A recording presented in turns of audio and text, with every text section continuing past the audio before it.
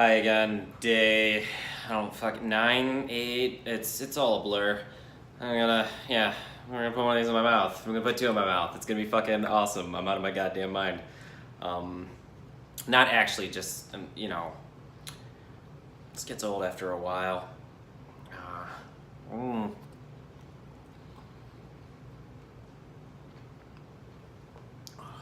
Whew!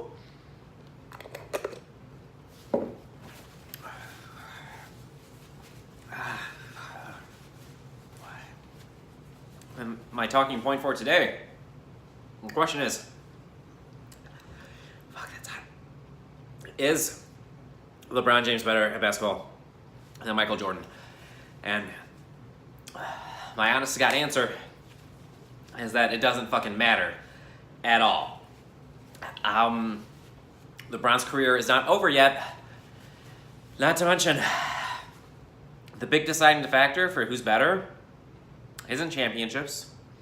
It's not the type of team he was on or the type of player. We'll figure this out when LeBron makes Space Jam 2. If he ever does make a Space Jam 2, he's got to make a movie better than Space Jam. I'm not sure if you remember Space Jam. It was a movie starring Michael Jordan that revolved around the thing Michael Jordan loved doing the most, gambling. Gambling on slavery, no less, where that's not an interpretation either. In the movie, he literally makes a bet with the Danny DeVito ghost, or Danny DeVito Monstar. And if he loses the bet, he becomes a slave. And that's what the entire plot of the movie is based on. And that's not even the best movie.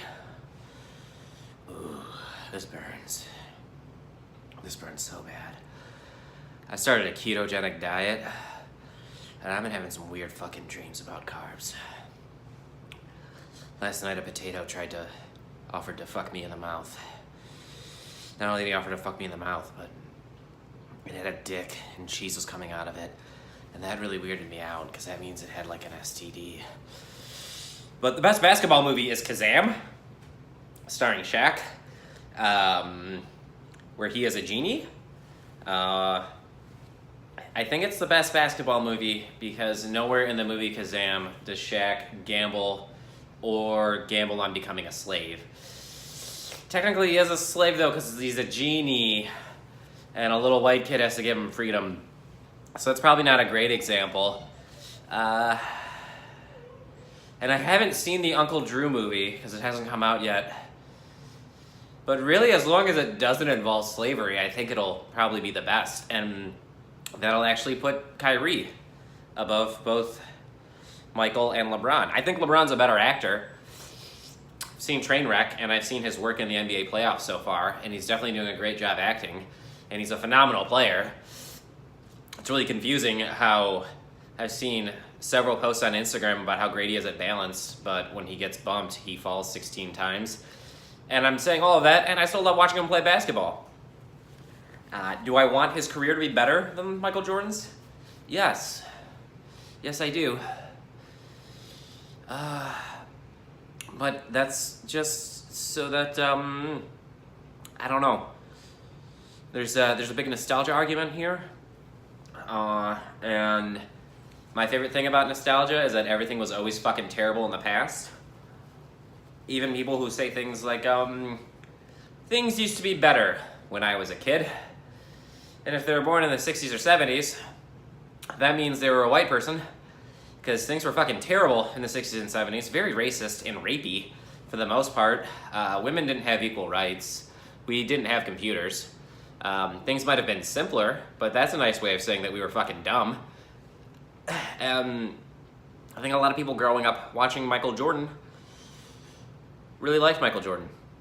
But just because the thing you liked as a kid was great doesn't mean that there's not a better thing now. I mean, you kind of want to hope that things get better as time goes on, unless you're a terrible person. And what were we talking about again? What's crazy is that I can do this and my tongue just goes completely numb. And soon I'm going to hit that point where the pain goes away and I just get hit this nice little feeling of euphoria. Yeah, you can't tell right now because I'm looking at my face in the camera, but there's just like black spots all around fading in. This is a very weird high. I definitely recommend a different kind of high. But we're doing it. We're making it through this.